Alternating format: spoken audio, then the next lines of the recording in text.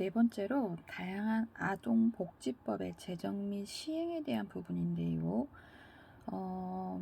미국에서는 보다 다양한 프로그램과 법령이 제정이 되어 이제 실시되게 됩니다. 1964년에는 도시 빈민층 아동을 지원하기 위한 헤드스타트 프로그램과 푸드 스탬프 프로그램이 실시가 됩니다. 1974년에는 아동학대 예방 및 조치법이 제정이 되었으며 이 법은 매 5년마다 국회에서 재승인의 과정을 거쳐 내용이 개정되거나 새로운 관련법과 연계가 되어서 2003년도 아동가족안전법으로 명칭이 바뀌기도 합니다. 1975년에 장애 아동의 교육과 사회적 지원을 위한 장애 아동 교육법이 제정이 되게 됩니다.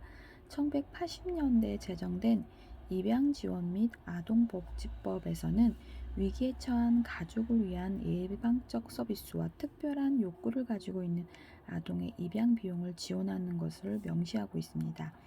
1990년도에 저소득층 가족의 재정 지원을 위한 가족지원법이 1993년에는 안전하고 안정된 가족을 지원하기 위한 가족유지 및 지원 서비스법이 제정이 되게 됩니다.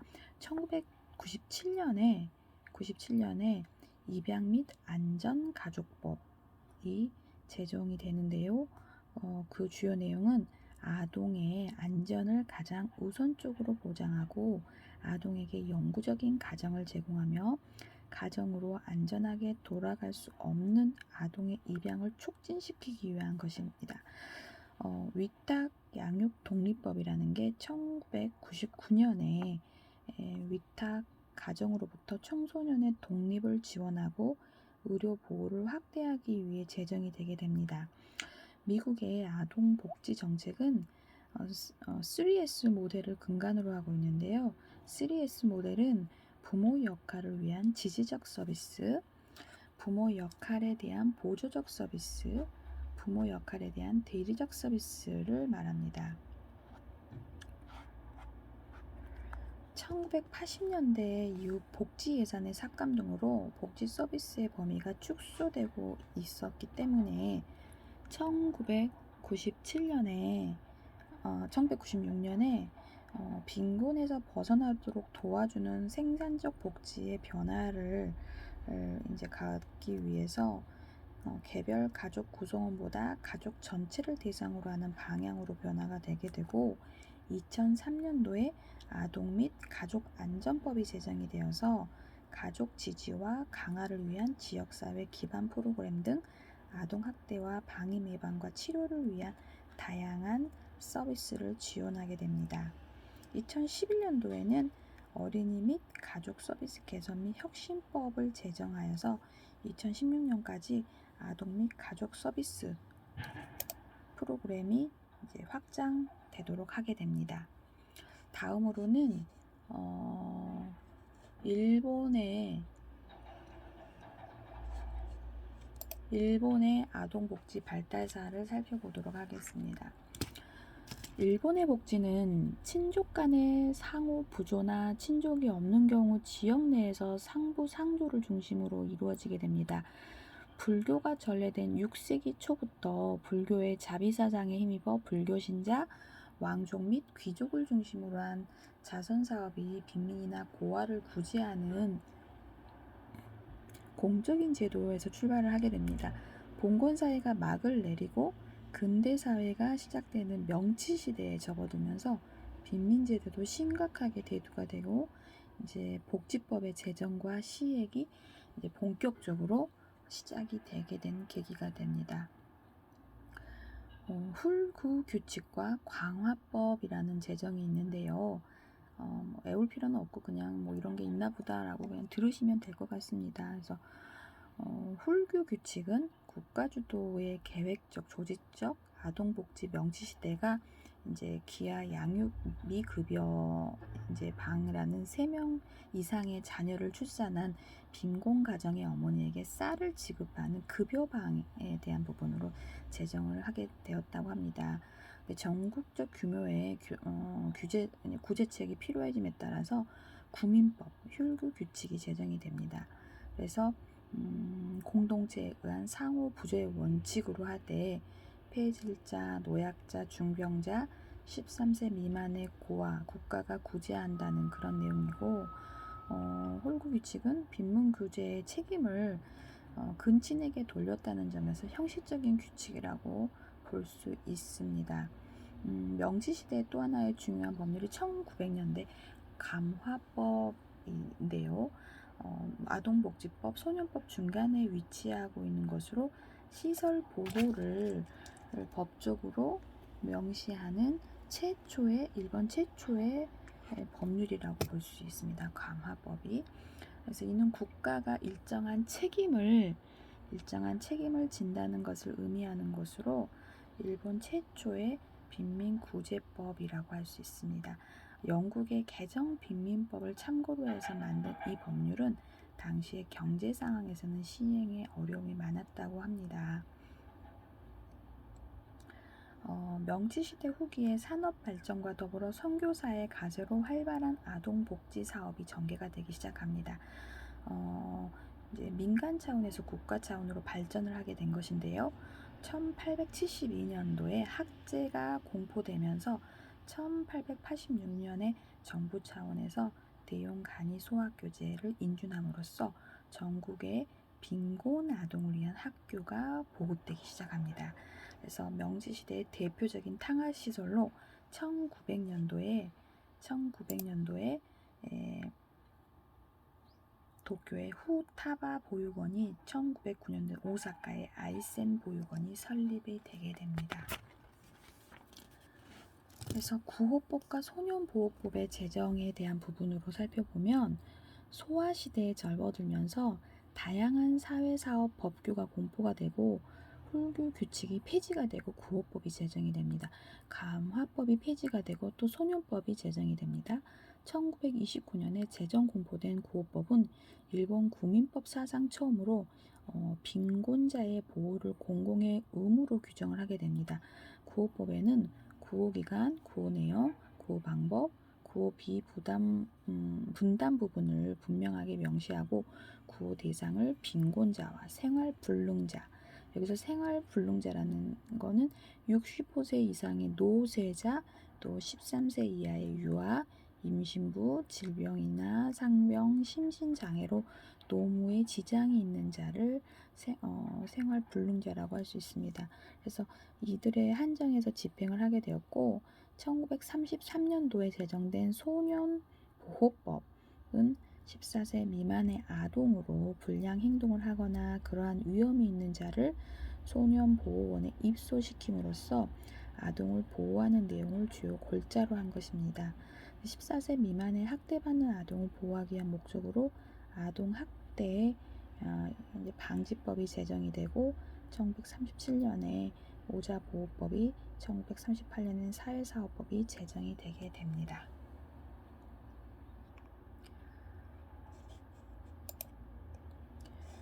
아동복지법과 아동헌장에 대한 부분으로 일본의 법을 살펴보면 2차 세계대전 이후에 혼란한 상황에서 국민의 최저생활을 보장하기 위해서 이제 1946년에 기존의 구호법, 모자보호법을 통한 구생활보호법이 제정이 되게 됩니다.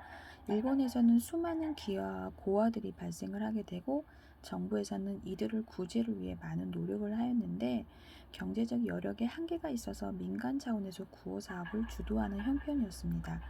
1947년에 학교교육법이 제정이 되는데 특수학급이 설치됨에 따라서 특수교육이 학교 내에서 이루어지게 되고 1949년에 신체장애자 복지법, 1950년에 생활보호법이 제정됨으로써 일본 기본복지법의 체계가 확립되는 계기가 되게 됩니다. 1947년에 아동복지법은 아동의 정신적, 신체적 건강을 보장하기 위해 아동의 후견인뿐만 아니라 중앙과 지방정부의 책임을 규정하는 것인데 아동복지법 제정 이후에도 아동의 인권을 침해하는 행위가 되풀이되고 1951년에는 아동훈장이 제정이 되게 됩니다. 아동훈장은 아동복지법의 기본 원칙을 반영하고 구체적으로 명시한 것으로 3개의 원칙과 12개의 조항으로 구성이 된 아동복지법이 제정이 되면서 보육소 법적 기관으로 인가를 받게 되고 1949년부터 보육소 운영비에 대한 정부 보조비가 시행이 되었으며 보육사업은 오늘날 일본 아동의 근간이 되게 됩니다. 다양한 아동복지법의 제정에 대한 부분으로 일본의 시행을 살펴보도록 하겠습니다. 1950년대 중반 일본이 고도 성장기에 접어들게 됩니다. 그래서 민간 차원에서의 아동 보육 운동이 시작이 되고 1963년도 이후 지방자치단체 학동 보육 예산이 확대되기 시작합니다. 그래서 64년에 특별 아동 부양 수당이 지급하는 법률이 제정이 되면서 1965년 모자보건법과 정신박약 아동복지법이 제정이 되게 됩니다. 1971년에 아동수당법이 제정이 되고 그 후 출산율 저하로 1985년에 아동수당법이 대폭 개정이 되면서 지급 대상이 셋째 자녀부터 해서 둘째 자녀로 1991년도에 개정이 됐을 때는 첫째 자녀부터 2000년도에는 그 대상이 취약점 모든 아동에게로 확대가 되었다가 이거는 결국은 인구가 이제 많이 줄기 때문에 셋째 자녀에서 둘만 있고 하나만 낳아도 모든 연령의 아이들에게 이렇게 전면이 개정이 되게 되고 우리나라도 이제 이런 실정으로 따라가고 있는 부분이 좀 비슷하다고 볼 수 있겠네요.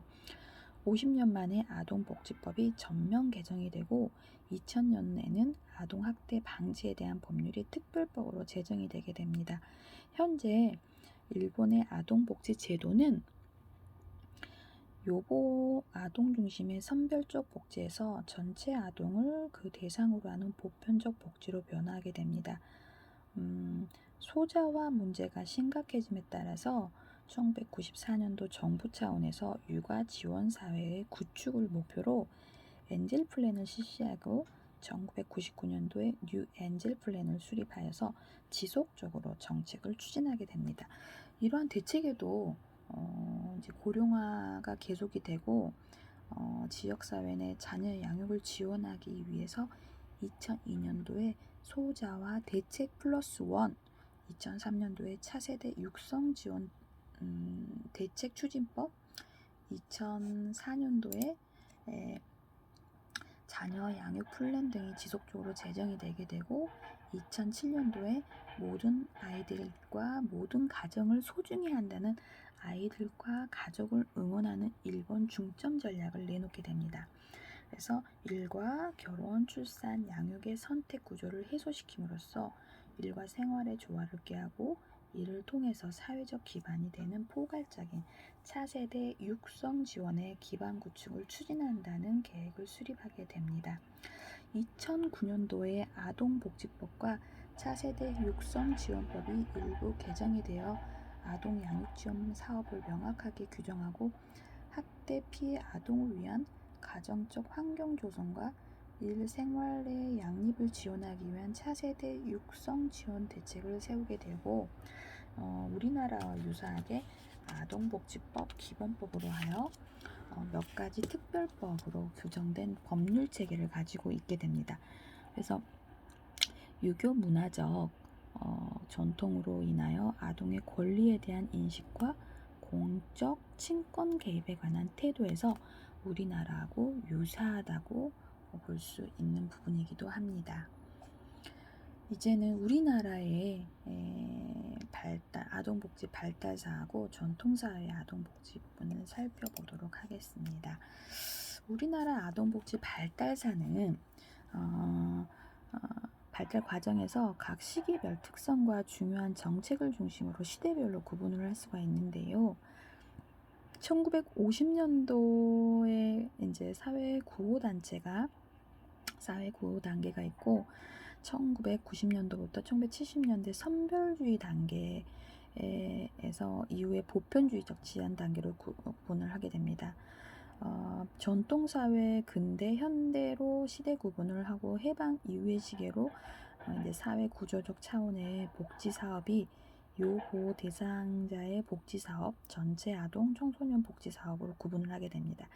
단계 구분이나 이에 따른 명칭에 다소 차이가 있겠지만 공통적으로 1961년도에 아동복리법 제정과 1981년 아동복지법 개정을 아동복지의 중요한 전환점으로 간주하고 있는 부분입니다.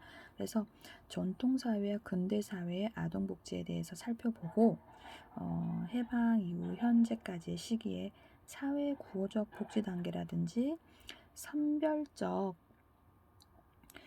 복지 단계, 보편주의적 복지 단계, 권리지향적 복지 단계, 포용국가적 복지 단계로 구분하여서 살펴보면 전통사회의 아동복지는 삼국시대로 거슬러 올라가 보면요. 삼국사기에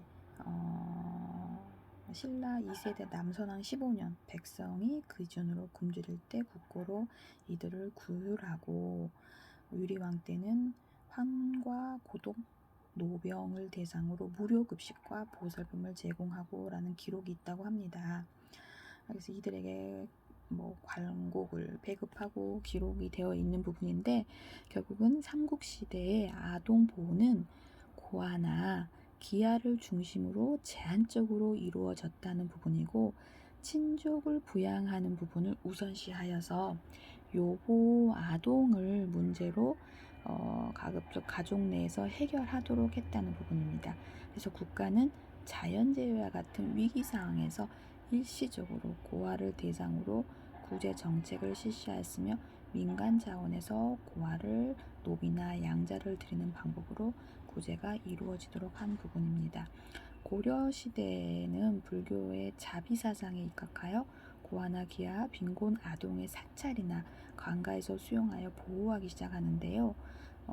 나이 어린 고아를 10세까지 관가에서 수용하고 이후부터 본인의 의사에 따라서 거주하도록 한다는 부분이고 고아 원과는 거리가 좀 멀었지만 우리나라 수용 보호 사업의 시초라고 볼 수 있다고 합니다.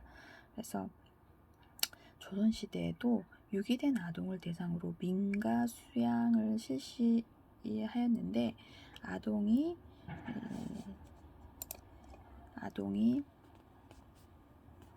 10세에 이르면 그 아이를 양육한 자로 하여금 사역할 권리를 갖게 되었다고 합니다.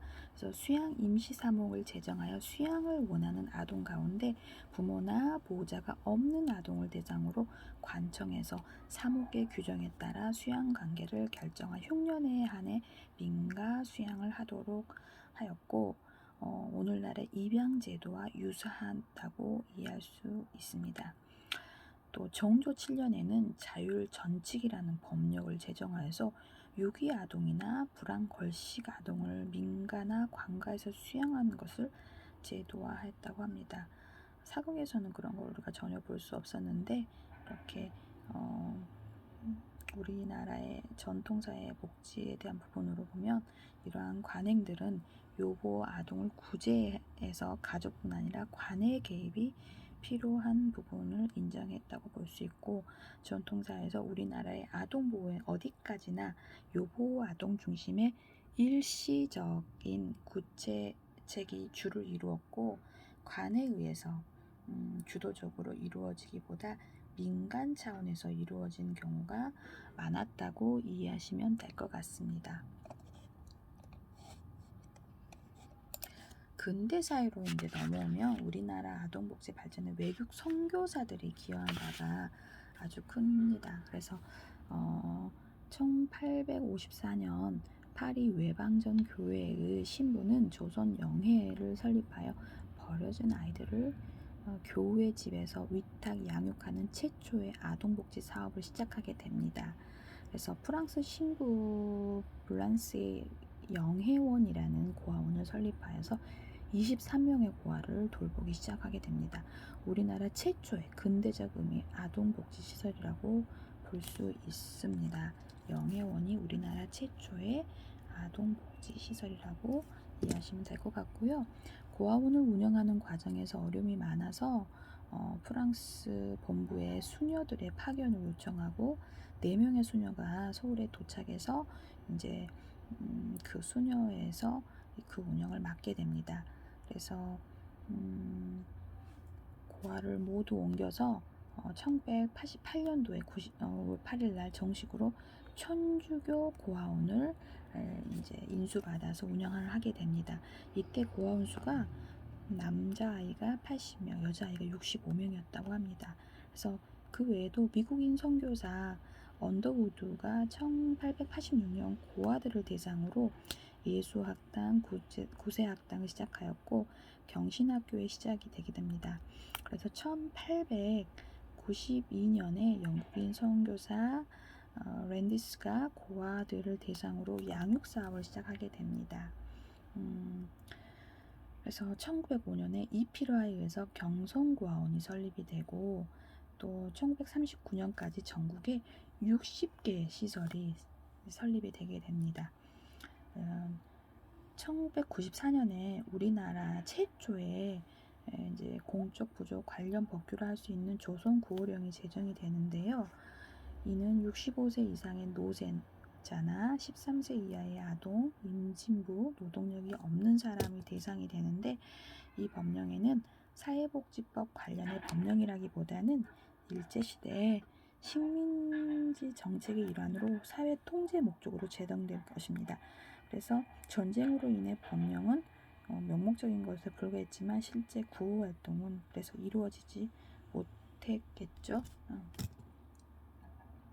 그래서 이 시기에 구호 활동보다는 아동의 권리 향상을 위한 민간 차원의 운동이 활발하게 되고 소년단체를 조직하고 이를 기반으로 아동의 성장, 발달에 장애가 되는 요인을 제거하고자 소년운동이 활발하게 전개가 되기 시작합니다. 이게 이제 발족을 한 게 조선소년운동협회가 우리나라 최초의 아동 권리 선언이라고 할 수 있는 어린이 권리 공약 3장을 발표하게 됩니다.